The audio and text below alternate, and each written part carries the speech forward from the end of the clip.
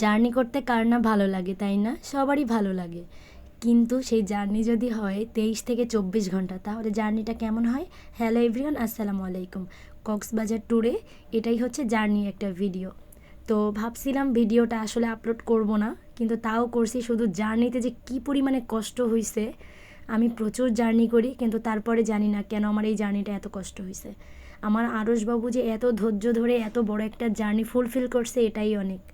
ভাইয়া ভাবি সবাই অনেক বেশি টায়ার্ড হয়ে গেছিলো। দেন হচ্ছে আমরা এই যে সবাই একটা হোটেলে নামছি খাওয়ার জন্য। তো এখান থেকে খাওয়া দাওয়া করব, আবার বাসে উঠব, আবার আমাদের জার্নি শুরু হবে। আমরা হচ্ছে আগের দিন বাসা থেকে বের হয়েছিলাম 2টার দিকে, আর পরের দিন হচ্ছে আমরা কক্সবাজার পৌঁছাইছিলাম প্রায় 4টার পরে আর কি। হ্যাঁ, অনেক বড় একটা জার্নি। আর আরশবাবু হচ্ছে ওর আঙ্কেলদের কোলে কোলে এভাবে এভাবে করে করেই মূলত গিয়েছে।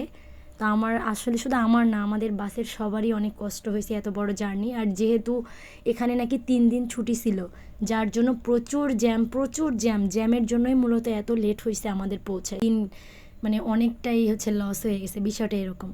দেন হচ্ছে যাওয়ার পথে আমার আরশবাবু আসলে ওর শেষ করে নিজে নিজের মুখটা মুছছিল।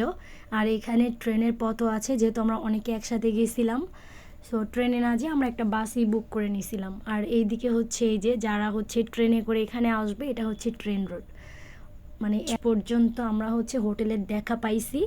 দেন হচ্ছে এই যে ডলফিন চত্বরের দেখাটা পাইছি। মানে এত ভালো লাগছিল যে এখন নামবো, মানে এত ভালো লাগছিল কি বলবো। এত বোরিং একটা জার্নি আমার লাইফে কোনো দিন হয়নি।